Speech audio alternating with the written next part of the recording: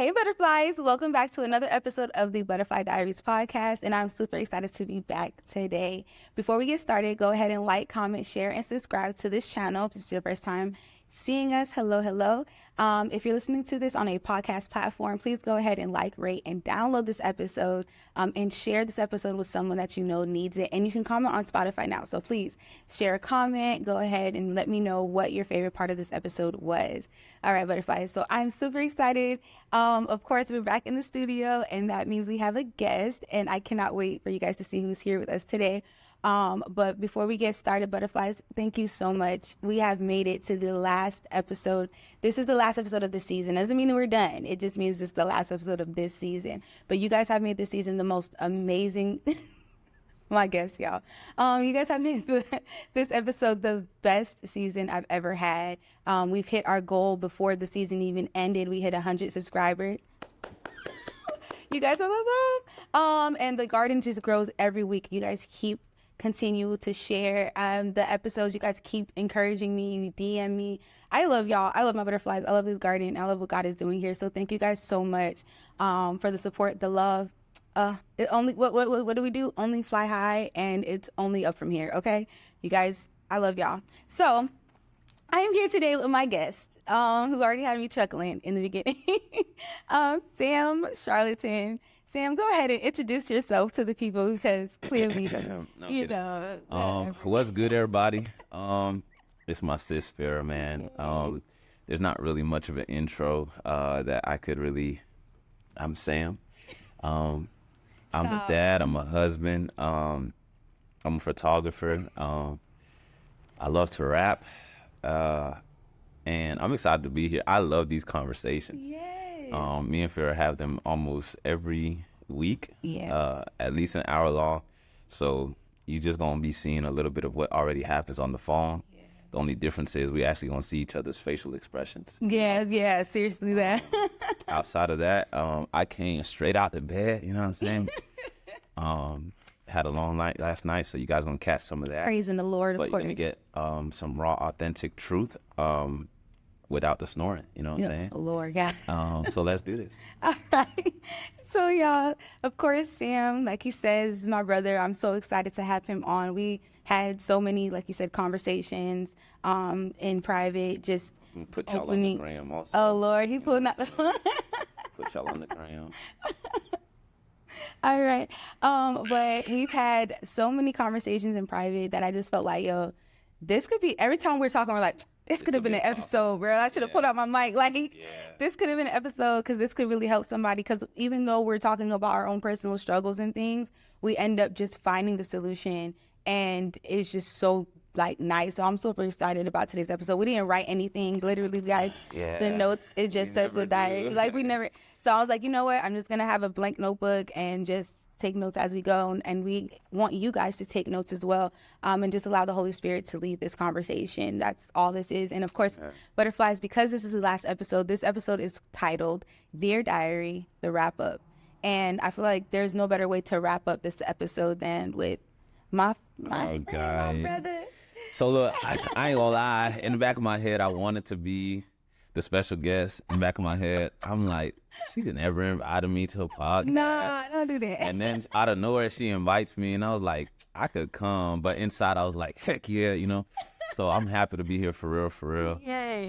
Based on our conversations, like I said, I feel like it's going to be a dope time. So, you know, I don't want to waste too much time. You know, we here to drop nuggets. We here to give insight. We here to help share light in what the Lord has been doing in our lives, and hopefully encourages you. This isn't a podcast. I mean, I'm speaking for her, right? But let me add to what she said. This isn't a podcast just to inspire a specific type of people. It's to inspire any type of people, any type of life. You could be living a type of lifestyle. You could be going through something. You could be a business owner. We hope that this inspires you. Yes. And, you know, I do want to start off by giving my flowers to Farrah. She always loves to give me flowers, but shout out to Farrah. She's the one that literally lives out, you know, be ready so you don't got to get ready. I be trying to get ready, like putting on my socks and my pants, and Farrah's already out the door. I even came in late today, cough, a few minutes late, but she's always ready for the assignment, for what's being thrown at her in life. So shout out to her. Shout out to her setting this up. This is, I guess, new for her in certain areas, but a lot of the stuff that we're seeing, she's already been doing for years. And she's the reason that we're gonna see a lot more connections come. Yes. So shout out to you. God be the glory, man. Thank you, bro. Yeah. Thank you. I know it's a little mushy. Don't make me like. I feel like I'm gonna cry in this episode. I want to say, a lot of more mushy stuff, but we too thugger for that. Yeah, for real. Yeah, let's try not to cry. I feel like I'm gonna cry anyway, but it's okay because I always cry. But I'm gonna cry. Okay, all right. We'll see. We'll try. All right. But let's get into it. So we were just talking about how. I was saying we haven't spoken in about a little while, which I purposely did, to be honest with you, because I was like, I want us to have everything. Everything could be juicy. Right here, in this episode. But we haven't spoken in about like 2 weeks. And I was like, I've gone through a lot. I've gone through a lot of change, positive change. Oh. I know. He's looking at me. Positive change. I was like, what? He's looking at me so he's ready for something like that, man. Come on. No. Positive change. This is great change. Good, healthy change. The Haitian in me was like, It was like, really? Oh, my goodness. But it's been good, positive change. And I've seen a lot of just good reinforcement within myself. And so one of the main things that I've seen is how I like this little mic, though. Pretty nice. I can't. Is how I communicate with myself. Because I think I was talking to you about that before. Yeah. Where it was like, I want my inner voice to be my best friend. Ooh. And not my biggest critic. And lately I've been doing that like on purpose, where it's like, okay, if I think one negative thought about myself, I replace it with like 3 positive thoughts. Or I even let myself feel what I'm feeling. Like, because I used to run away from my emotions, y'all, when it was like really heavy, or like I start to think really sad. I try to like hurry up and get into something happy. But lately what I've been doing is feeling it through. I work from home, so I allow myself to cry at my desk while I'm working. And I play my worship music, and I just talk to God about it. And I've been doing that. I've been inviting God into those times where I'm like really, really overwhelmed. I never used to do that. And it's definitely shown a difference for me. But one of the things I think has helped me, your voice being in the back of my head too, like, like, Farrah, get it together, like, just get it together. Don't let this, thing repeat over and over again. And that's what's been really keeping me. And then I joined a community online that has helped me immensely. Yo, that's huge. Yeah, that's helped me. All I can comment, because I want you to continue, but all I can comment on that is the community aspect of help. Like, if you're living life by yourself, bro, it's gone. Like, I'm going through mentoring right now through a friend of mine. And he has been changing my life. Like, so, I'm married. I've been married for 7 years. And oh my goodness. And by the grace of God, we started going through some rough patches. And by the grace of God, like through the mentoring that I've been going through, I'm doing some day-to-day stuff. And those day-to-day stuff has caused my wife to open up. And it's like, I've always seen her like happy side, but I feel like I'm seeing an authentic joy. Because happy is, because of a happening. Like my pastor like say that again. That was good. Shout out to Pastor Seth, shout out to VSC, shout out to my church. But happiness is because of happenings. Because something happened, you're happy, but joy is a constant. Yes. It's a consistent. And I feel like I'm seeing my wife's joy. Like she has this hope for the marriage, hope for us. That elevated, there was this natural hope, but now it's like there's a deeper, I could see something in you that I want to be around for a long time. And seeing that has come from community, seeing that has come from being able to open up. The devil lies to you and make you feel like you can't talk about what you go through. Right. And you can't express, especially as men, not to say women, but women are really great at expressing themselves. But through community, you can really talk about what you're going through, for men, some of the conversations are normally like porn, addiction, lust, finding identity, and not finding identity in what you do, but finding identity in who you are. Because a lot of men, we find our identity in, how strong we work out, how well we produce our gifts, how good we are at the job. But community has helped so much of that. But no, I wanted to keep going. That was great. But, No, because yeah, you said a lot of good stuff there. Because, of course, I forgot to mention, he's actually one of our repeat guests on the Men's Roundtable Talk that we have every year. That's coming up this November. Yeah. And I'm super excited about that. So you guys see, like, he, yeah. Oh, no. We just getting started. We just cooking. Yes. We ain't going yet. But I love what you said about the joy, because a lot of people don't know the difference between happiness and joy. Yeah. And happiness is like so temporary. I feel like that's like fleeting with our emotions. Happiness is just like, it comes and it goes. But joy is everlasting. Joy comes from the Lord, right? It's actually like a gift from God.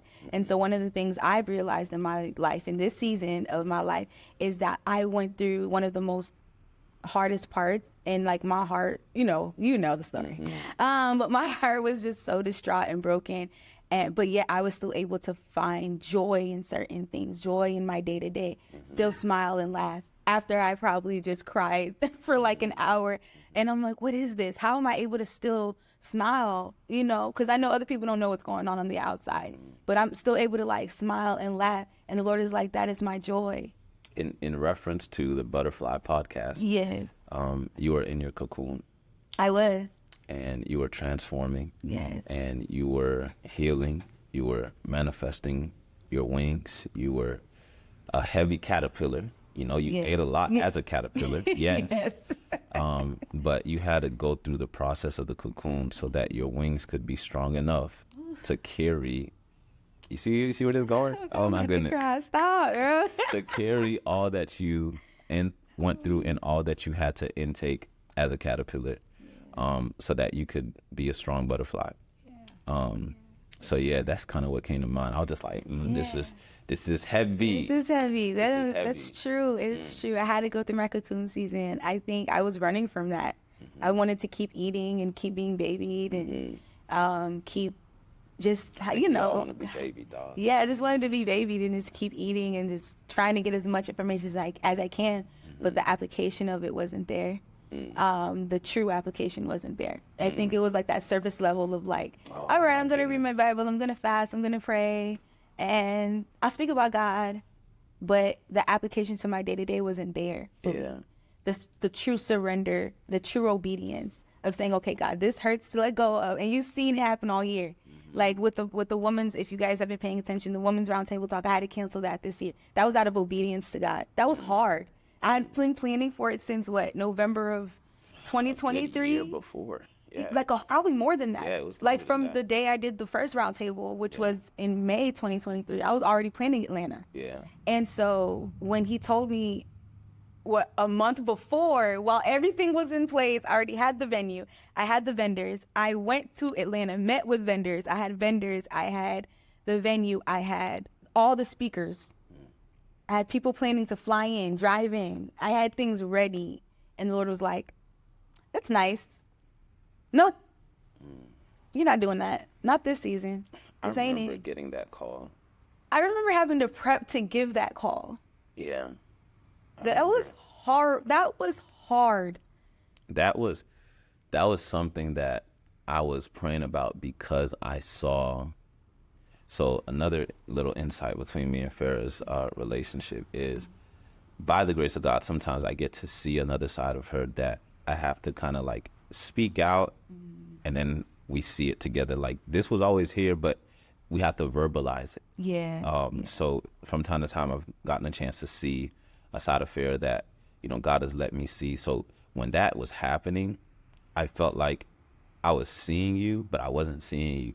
So I felt like when the whole planning was happening, I didn't know how to respond outside of, I have to pray because I don't even know how this Farrah that I'm seeing is going to accomplish this big mission. Yes, he kept saying that, and he was like, are you ready for Atlanta? Yeah. I was calling, was like, no, seriously, like, Farrah, are you ready for Atlanta? Like, there's a lot of big personalities. It's a lot of things going on. Are you ready? And I'm like, what is he so worried about? Like, I just didn't. And the thing is, right, someone told me this, and now actually April. Hey, April, I know you're watching. But she told me this analogy. She said, you can't see what we see because you're in the frame. We're looking at the picture. You're in the picture, so you don't see what we see. So you were seeing everything else around me, and I wasn't. I was in it. I'm doing this gratitude thing. I'm doing this gratitude thing with I'm trying to make sure that y'all get shouted out on Instagram. But I'm doing this gratitude thing because of Tim Ross, where he shouts people out. So I've been doing that too. Yeah. So shout out to April. Yes. Whoever you are. What's your full name? April Douglas. April Douglas. Shout out to you for just being a person who is aware, who's able to see just another side of Farrah. So shout out to you just for doing that. Well, I don't want to get started with April. I'm gonna get emotional, but go ahead. No, I didn't want to. You just want to shower, yes, because April, girl, listen, she has been. If you see the podcast where it's at right now, 90% of it is April. I'm not even gonna hold y'all. She saw me at work. She's a pharmacist, and I'm a pharmacy technician, so I would work with her. Face to face? Face to face. Yes, so I thought she was just an online. Well, shout out to the physical follower. Yeah, right. Wow. So she would see me working on the podcast and working at work. So I'll be filling prescriptions and writing notes, filling prescriptions and writing ideas, and like ideas will come, and I'm just sitting there whispering to myself, like, because she was right next to my desk, and she'll be like, "You're always talking to yourself. What are you mumbling about over there?" And I'm like, "Oh, I have a podcast," and like I keep getting ideas, and I just gotta I have these sticky notes all on my desk. I had sticky notes everywhere because every time I get an idea, I'll just jot it down, stick it on my desk. And so she's like, "Oh my gosh, you need like a notebook, like a notepad, because you keep writing sticky notes and they're all over the place." And I'm like, "I know." And then I'll just like stick them together at the end of the day, throw them in my purse, go home and write them out. And she was just like, "What is your podcast about?" And I opened up to her about my podcast. And she was like, "Oh my God, that's amazing." And she's like, "I just love your spirit. I love what you're about." And mind you guys, April was the scariest pharmacist. You heard it here live. She was the scariest person in the building. Everybody warned me about her when I got hired. They were like, "Stay away from her. Like, I know you're her pharmacy tech now," because we all had our own. Every pharmacist had their own tech at their station. And they're like, "Well, she's a little hard to deal with." April is a pharmacist? Yeah, she's a pharmacist. And I was her tech. And so when I got hired, they were like, "Just, don't bother her too much. Don't talk to her. Stay away from her." And I was like, "Man, nah." I was like, "Man, nah. Listen, God gave me this job." Yes, one, God gave me this job. He did not tell me this job was going to give me any problems. So I'm taking this as a blessing. Number two, if she is difficult, I'm going to start praying to see what I can do to make her like me. Because, no, you're going to love me. At the end of the day, forget you're going to love me. So the Holy Spirit made me very aware of the things that she needed as a pharmacist. And so one day, I'm trying to make this quick, but one day she used to ask me for alcohol pads from my station to give to her to clean her tray. And I was like, let me just get a box of alcohol pads for her desk so she doesn't have to always get up out her station, walk to my station, and ask me for alcohol pads. So that's all I did. I just got a box. I wrote her name on it, and I put a little smiley face before she came in. That was cute. And I put it on her desk, and I spelled her name wrong. And so she's like, "Who put this first?" She didn't like no one touching her desk. I did not know this. She was like, "Who put this on my desk?" All mad. And I'm like, "Oh, no. I messed up." And then she goes, everybody's like, "Not me, not me." And I was like, "I did, And she goes, "I was like, because you always ask me for alcohol pads, so I just wanted you to have one so you didn't have to inconvenience yourself to come talk to me, and stuff like that." And she was like, she thought about it for a little while. She said, Thank you. That does make it easier for me, actually. Thank you so much." And she goes, "Farrah." And I'm like, "Yeah." She's like, "You spelled my name wrong. There's an E at the end." And I was like, I laughed. I was like, "Oh, I'm so sorry." And she was like, "It's okay." And that's right there. Boom. We just connected. It started. And then that's when we started talking more and more. And so when my podcast came up, she started to see the areas where I was feeling insecure about. And I wasn't really letting myself be fully Farrah. And she would talk me out of those moments. She was the reason why I booked my first celebrity guest, Jasmine Sims, because I was so afraid to book Jasmine. I was like pacing back and forth my desk. She's like, "What's up?" I'm like, "I want to send this DM to the celebrity, but I don't know if they're going to respond." She's like, "Are they God?" Ooh. And I'm like, "No." Well. She's like, "So what's the worst thing she can do?" I was like, "Not respond." And she was like, "Exactly. You already know what the worst thing is. So what's stopping you from sending it? What's stopping you from just sending it?" And I sent it, and she responded within the hour. And she's like, "Of course, I'd love to be on." And I was like, I ran up and down my station. I went on my knees, y'all. And I was like, "God, thank you so much." And she's like, girl, get off the floor. She's like, you better be proud of yourself because you see how you pushed it. Like, what if you would have never even sent it? You would have never gotten that yes. And from that moment on, she just was like the best, like, motivator, mentor, teacher. So shout out to you, April. That whole segment was about you, and I hope you can take your flowers. Get you a pharmacist mentor. You know what I'm saying? April Douglas in the house. You are like... Thank you, April. You're the catalyst to this. So thank you so much, because your voice is in the back of my head all the time. But going back to what we were talking about, she basically told me that. And so when you were saying to me, Farrah, what are you, like, are you ready? Are you truly ready for this? In my head, I'm like, yeah, man. Like, I'm ready. Duh. I got everything in order. On paper, everything's right. You know, money's where it's supposed to be at. People are ready. I'm ready. But what you were seeing was in the spirit. I wasn't looking in the spirit at that time. I was looking at the technicalities of everything. I was looking at time. I was looking at deposits. I was looking at, okay, is everybody where they need to be at? You know, do I have everything set on paper? I wasn't looking at the spirit. I was looking at, how does this look on paper? It looks great on paper. I mean, this is a phenomenal event. It's going to go great. This is going to be my biggest event ever. That's what I'm looking at. And of course, in the back of my head, I'm like, oh, this is going to bring glory to God. So this is going to be immensely amazing. Everything was perfect. But what God was letting you see was Farrah is not where she needs to be spiritually. You're not in position right now. Am I ready? No, I was not ready.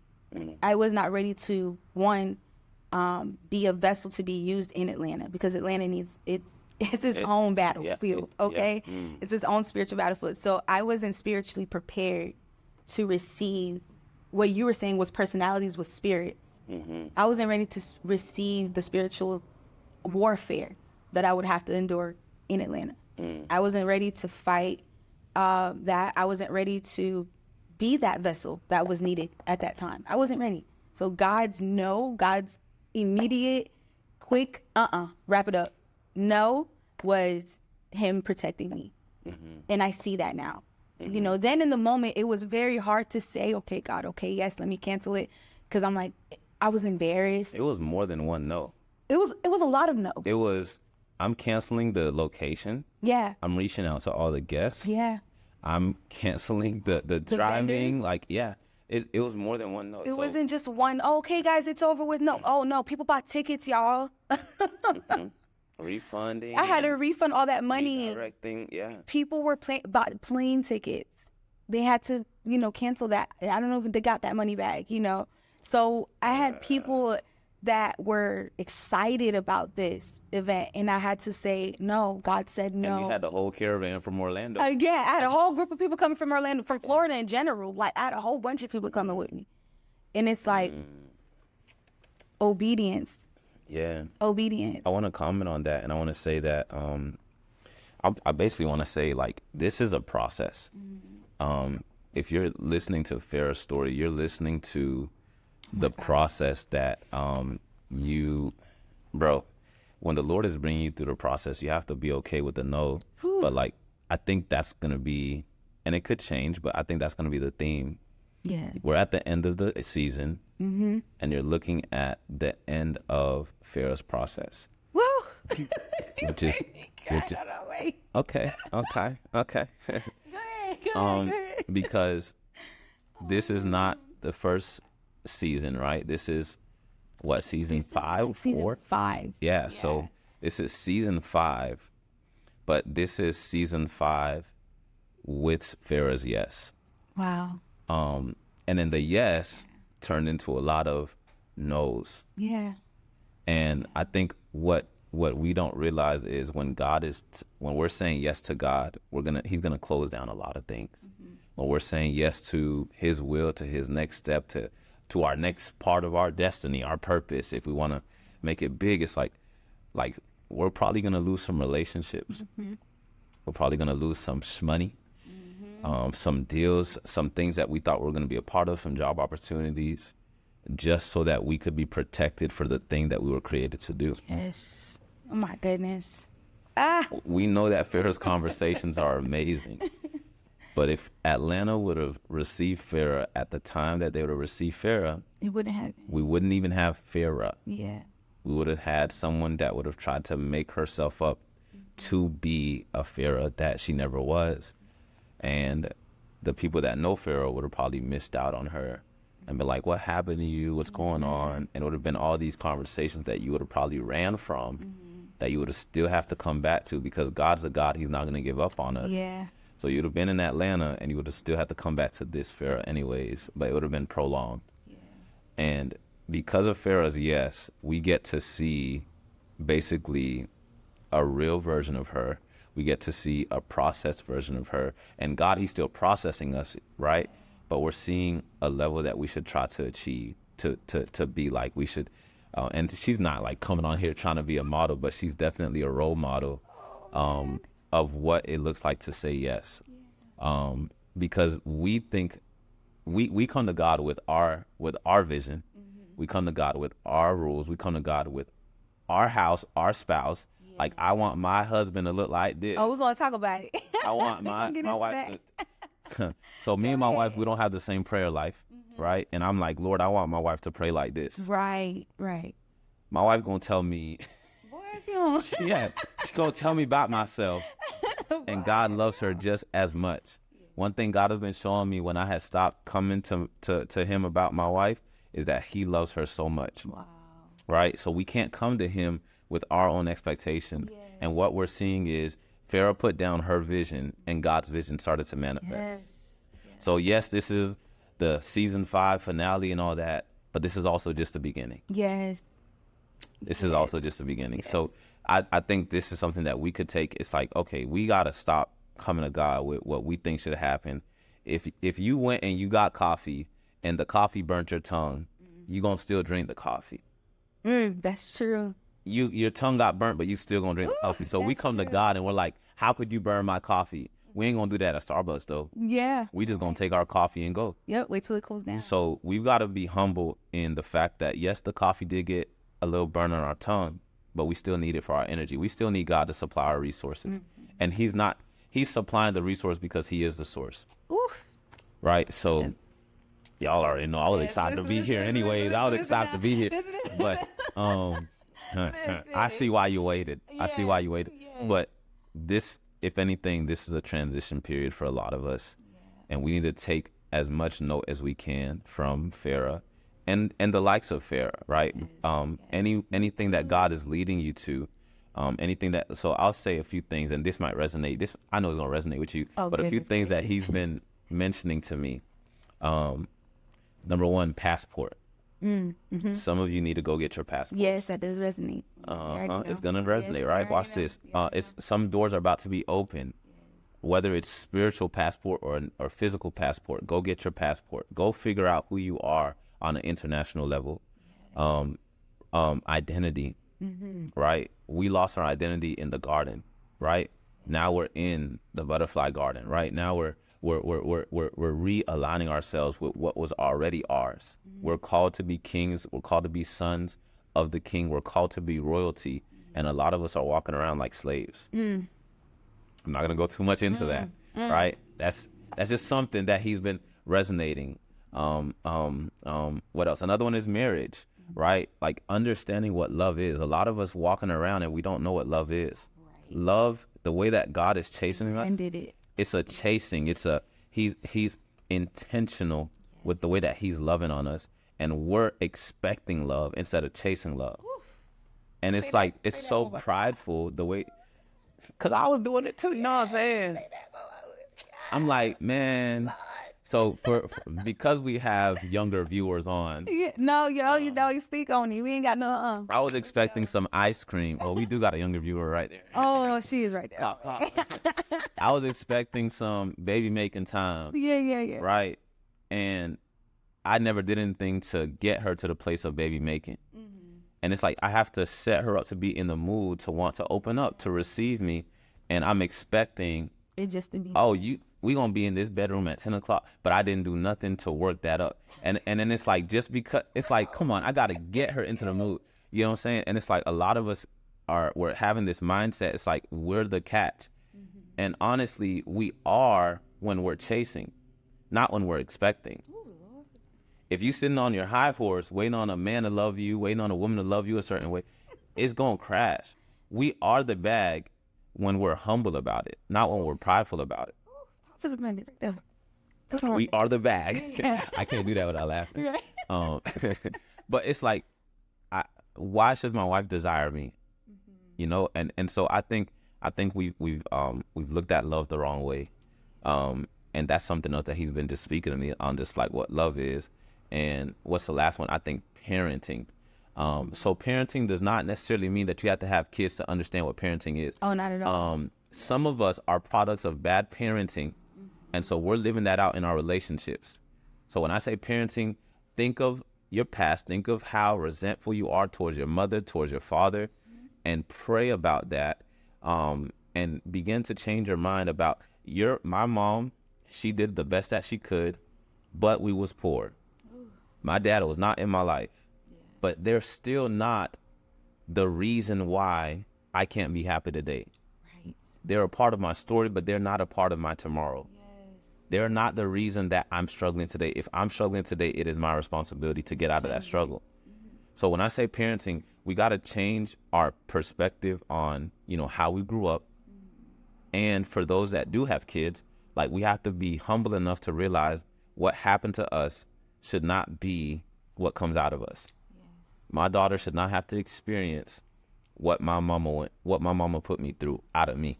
Yes. She should experience the blessings of what I have today. Yes. I have a good life, and it may not be exactly how I want it, right? Mm-hmm. But she should be able. Me and my wife be like, dang, she doesn't even realize what we've been through the past 7 years. She's just always just living it up, just dancing everywhere she goes, she's dancing. But it's like she doesn't realize the struggle that we've been through, and she shouldn't. No.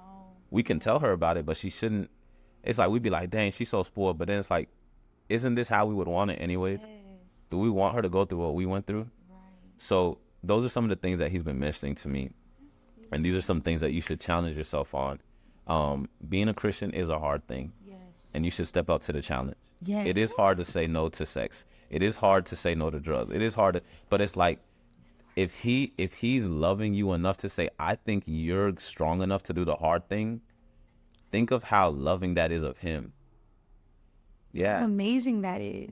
Because he trusts you to do the hard thing. Yeah.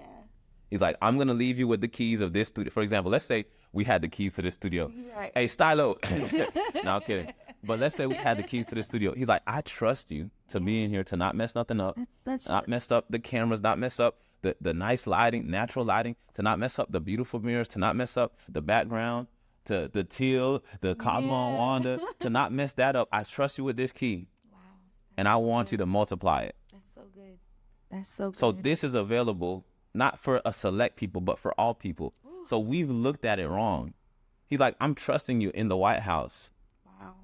I'm trusting you with all the blessings, and I want you to make use of it. And so we've looked at it like, dang, why is life so hard? Why are you telling me to do this? Why are you telling me to do that? Because I trust you, because I love you enough. Yes. There's people I don't trust. Yes. And you're the one I'm trusting. Yes. Oh my God. And this is for every person that's watching. This is for every person that's listening. It's not a first. You are qualified and you are trusted for what you're going through. Yes. Why are my bills going through this? Why is my marriage going through this? Because I trust you to be strong enough. We don't understand our response because we're coming with our own vision. Exactly. So we're responding the wrong way. Exactly. I'm getting turned, man. Oh, you're doing good. I love it. I'm just letting you talk. But I love it because it's good. I love how you said it's not for a select few. It's for everybody. This is for everyone. I feel like certain people are like, oh, well, I wasn't called to preach or I wasn't called to teach. So I'm like, your calling could be in the fire truck. Thank you. Your calling could be just walking into the grocery store that day and meeting one person, and your impact on that person's life can change them for the rest of their life. Just that one conversation. Can I say, sometimes just give somebody some gas. Yeah, if you have that extra like $5-10, just say, hey, can I cover your gas? You don't know what that would do for a person. Go bless somebody with some McDonald's. Now, we don't condone McDonald's, thanks to my wife. We don't condone McDonald's anymore, but I still will get their apple pie, right? But go bless somebody with an apple pie, because I can't say go bless them with a cheeseburger, because it's not a real burger. Behind you in the line if you can, and it doesn't even have to be monetary. It's going to change you. Yeah, it could just be you just saying, smiling. One of the things I saw that changed a lot in my job when I was working in a physical office, was when I came in around the time where half the office was there and half the office was coming in after me. So I was like mid-shift kind of. And so I would walk in the morning and I walk through the back of the warehouse where the warehouse workers work. And then I work in like the little fulfillment area. So I walk through the back and the warehouse workers, they're all these like macho big guys. And they're always just like this in the morning, just prepping their stations and all mean in the face because they have to be at work early. And so I'll walk in up, good morning. Here I come busting through the back door. Good morning, everybody. And they're like, at first they were like, oh. But after a while, they were anticipating my good morning. And I didn't even know this, y'all. So I would sometimes go through the other way, like the other entrance, the front entrance, and not go through the warehouse. And they'll see me later on passing through the back to go to the bathroom. And they're like, oh, we didn't hear you this morning. Good morning, Farrah. Good morning. You know, and I'm like, oh, well, y'all was waiting for my good morning, you know. Started. And so it became something. And then when I would walk into the pharmacy and I would be like, good morning, everybody. And I'll say everybody's name. My sister makes fun of me about this, y'all, every day. She's like, when you worked at Publix, she would walk by every register and say good night, good morning to every person. And I'm like, because it's not just saying their name. It's the acknowledgement of their existence. They feel the love when you're saying their name. It's more than just saying, oh, good night, Stephen. Stephen could be thinking about the worst thing right now, and just me smiling and saying good night could have just uplifted his night. It's the acknowledgement of their existence, acknowledging that they are a person and that they're there. And so when I would walk into the pharmacy and just do that, the pharmacy, when I first started there, there was this like heavy, gloomy darkness in there. Like no one spoke to no one in the mornings. It was just, you just hear. And like no one talking to anybody. That was all it was. And I said, I can't work in this. I don't know. I need a lively experience. So I started praying before I get to work. And I was like, God, cover my job before I get there. Jesus. Take over the atmosphere. Clear out whatever darkness is in there before I get there. I'll be in the shower praying this. God, cover my job right now. I'm not even there yet. Cover it right now. As I'm approaching my job, I'm in the parking lot, and I'm like, God, cover my job right now. Before I walk through that door, let your joy be there. Let your peace be there. Let no one argue. Let no one have any disagreements. And before I got there, they would always argue. They would always fight. Soon as I started doing these prayers, I saw the shift in the atmosphere. And then I would come in the morning, you hear the liveliness before you get in the pharmacy, talking, the buzzing. They're all talking. They're all having conversation, laughing. They bought breakfast. People will bring breakfast. They'll commune with one another. And I'm like, thinking of breakfast right now. I know, right? But it changed. And it all happened because prayer and me putting out the action. So you don't even need to be preaching. You don't even need to be telling people about Jesus all the time. Sometimes just your presence, because you carry the love of God with you.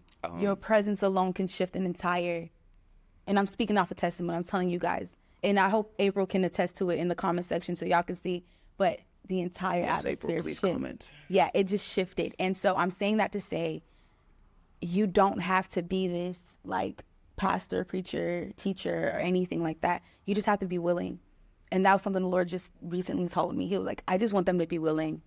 You just have to come to me with a heart of willingness. Yeah. And just say, okay, I want to serve you, or Lord, I just want to be here. I just want your presence. I just want to know you. Just come to him with the heart of willing. He's already there waiting for you. He's just waiting for you to just say yes. And that's it. That's it. Well, when you were speaking, you had me thinking of just something else that he's been speaking, which is simply to be a light. Yeah. And sometimes we have our own way of what we think a light looks like. And this is something that he's been really speaking to me. And just to kind of give context on, like, you know, or not to give context, but to kind of stay around the conversation that we're having. If you're saying yes to something, you're saying no to a lot of other things. You're letting him take away the things that you don't need, even if you feel like you need them. You're dying to all that, right? And this actually will give you more room to be the light that you need. We can't carry all the things that we think we can carry. We got to put some things down. We got to let some things go. We got to let some jobs go, some opportunities go. Yes. And out of that, we can be a light. Out of that, we can actually spread ourselves evenly and more balanced into what he's calling us to, into where he's calling us to. But when he's calling you to be a light, when he's calling you to take on the role of just being strength, just being hope, it doesn't have to be for 100 people. it just has to be for where he's called you to. So that could be your business, that could be your kitchen, that could be your marketplace, that could be your children. Sometimes we overlook our kids because we're trying to be a light to the neighbor, but our kids needs us to be lights. Just like my daughter loves being around daddy. Yeah, she loves just spending time, even if it's 5 minutes of us playing Uno. And you know how we are with Uno. Yes. Yeah. No. Yeah. Whatever. Yeah. We're not gonna talk about that. And by the way, I did beat her in Uno. She challenged me, and I won first. She won second, but I won first. We can do a little rematch. We're on a podcast. Okay, that's fine. But cool. You know, like, be a light everywhere that you go. I was a light when I beat her. Let's talk about that, right? Yes. So yeah, but be a light. Yes, be a light. I love that. So today, guys, I hope you guys just took what we were talking about. Of course, I feel like we hit a little bit of everything. We hit a little bit of everything. And there's definitely going to be another episode. If we don't do it here, it's going to be on live. If it's not on live, we're going to be around. Okay. Yeah. And so I want to say thank you, bro. Again, just for being. I'm giving your flowers. Oh God. Yeah. So thank you for being just a light in my life, for keeping me just on the straight and narrow path, being a real voice in my life. That's big, because you don't let me just do things. You like yell at me. And he says it. He doesn't care if I'm crying. He does not care if I'm crying. He'll just say, "Farrah, why are you crying?" No, like, you knew what this was gonna be. You knew what was gonna happen. Da, da, da. And so, thank you for being a real voice in my life. Thank you for being my brother. Thank you for just loving me in every single season of my life. Like, there is not one season where I've honestly, I've tested you a few times to see if you were going to hate me. But no, like, he's loved me through every hard time. So I just want to say thank you, bro, for loving me. And let me say. Okay. Farrah has been more, like, I don't believe in, like, comparing and stuff like that. But I strongly believe, like, you have also loved on me, and you've been a sister to me. And, like, you're always, I don't be thinking I need it. And then when I be like the other day I called you, and I'm like, bruh, like, I don't know if I should do this. And then you're like, yeah, it's not what you want to hear. And I was laughing with you, but I'm like this. I'm like, like, at the point of tears of just like, I don't want to hear this right now. But it's like, you need to hear the truth in those tough times. And as much as I don't like to admit it, and, you know, I don't like the mushy stuff. Yeah. You know, I like to be, we like to be on goal. We like to be moving like but, like, you know, the mushy is necessary. And Farrah has been a constant, especially in the mushy seasons, because, again, I don't think it's easy to express what you go through. And it's not to run from it, but I think as a guy, you have been a person that I could be vulnerable about in all aspects. And I could trust you with everything. And God has used you tremendously in my life. And you know, I don't want to say too much, you know what I'm saying? Yeah, we're going to get emotional. Man, even with the pivotal things that I didn't think I could talk to people about, especially, for example, my mother, I never knew how much I needed to hear certain words until it came out. So just thank you for being a sister. Also, because that was something else that, like, me and my sister, we have a thriving relationship now, right? Yeah. But parts of that has come from you being a sister in my life. Knowing how to love a girl, knowing how to love a woman. I didn't understand that until I came into fellowship with some of my sisters now. Shout out to Wish, shout out to Candace, shout out to the twins, shout out to Cleo, shout out to Sam. You know, just all the sisters, Marie, Flo, just all my VFC sisters, and just some of my other sisters that's been around. My Canada sisters, Josie, all them. But, like, it started from relationships like this. So thank you. Yeah. I do want to say, do you have any questions for me? Because I came to answer questions. You answered all the questions. I feel like you answered questions for the butterflies, and that's all the questions I have. Okay, when I have questions, they're for the butterflies, and I feel like they took away from a lot of just the knowledge you just dropped. And so you did great. Amen. Thank you. Thank you for being on. You guys can follow Sam on Instagram. Let them know where to follow you real quick. Sam Soul Music for my personal, and then my business page is Charlotin Captures. Yes. I'm not the charlatan in the dictionary. I'm the other charlatan. I'm the charlatan that brings light. That's spelled CHARLOTIN Captures. Yes, so he is a rapper and he's a photographer, okay? He's a really good photographer, so please book him before he gets overbooked, okay? And listen to his music. He has a couple dope songs that he's dropped, more than a couple. He has a whole EP out with our mutual homie, Face. Shout out to Face. Oh my goodness. Yes, big shout out to Face.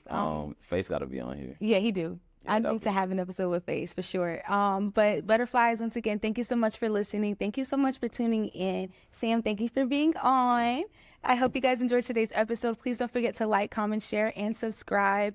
And if you listen to this once again on a podcast platform, please don't forget to like, rate, and download this episode. Butterflies, for the last time this 5 stars. For the last time this season, just this season, what do? Always fly high. I will see you guys next time. Well, all right, we're done. Y'all have a good one. Have a good one.